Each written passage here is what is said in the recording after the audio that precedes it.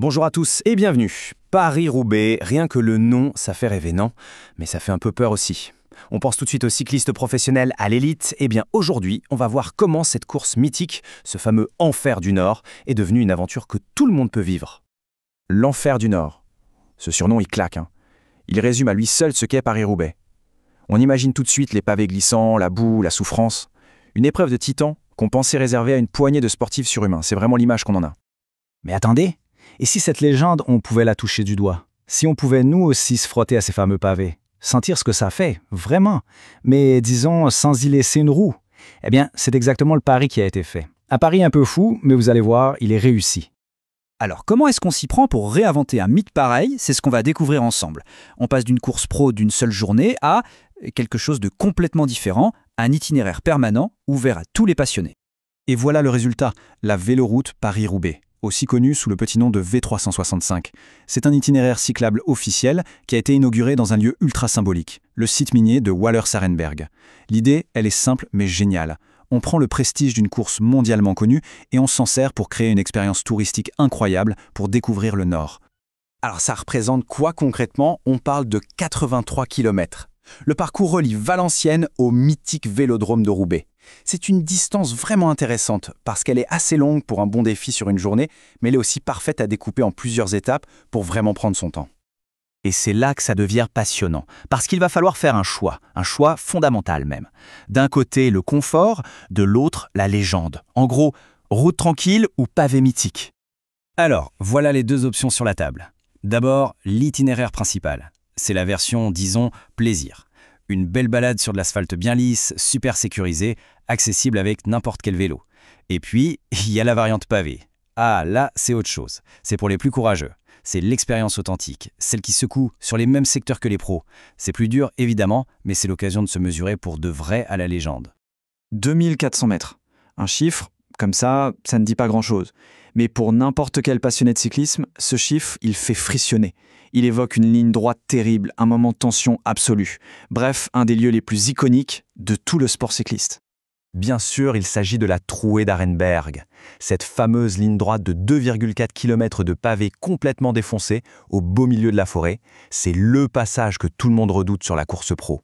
Et le truc incroyable, c'est que maintenant, on peut s'y mesurer soi-même. C'est quand même fou de se dire qu'on peut rouler là où les plus grands champions ont souffert. Et attention, la trouée d'Arenberg, ce n'est que le hors-d'œuvre. Si on choisit la variante pavée, on enchaîne avec d'autres noms qui font trembler. Le carrefour de l'Arbre, par exemple, souvent le juge de paix de la course, ou encore les secteurs de Wallers. Franchement, chaque nom de secteur, c'est une page d'histoire du vélo. Mais ce serait une erreur de penser que cette véloroute n'est qu'une affaire de sport et de performance. Non, c'est bien plus que ça. C'est une véritable plongée dans l'histoire, dans le patrimoine si riche et si fascinant de la région Nord. En fait, en pédalant, on traverse littéralement l'histoire industrielle du bassin minier. Chaque kilomètre, c'est un voyage dans le temps qui raconte le charbon, le travail des mineurs et surtout l'incroyable transformation de toute une région. Et le paysage est juste passionnant. On longe des sites miniers qui sont classés au patrimoine mondial de l'UNESCO quand même. On peut même grimper sur les terrils, ces anciennes montagnes de charbon qui sont devenues de vrais poumons verts. On voit l'architecture si particulière, les jardins ouvriers. C'est toute l'âme du Nord qui se révèle, kilomètre après kilomètre. Bon, j'imagine que tout ça donne envie de monter en selle.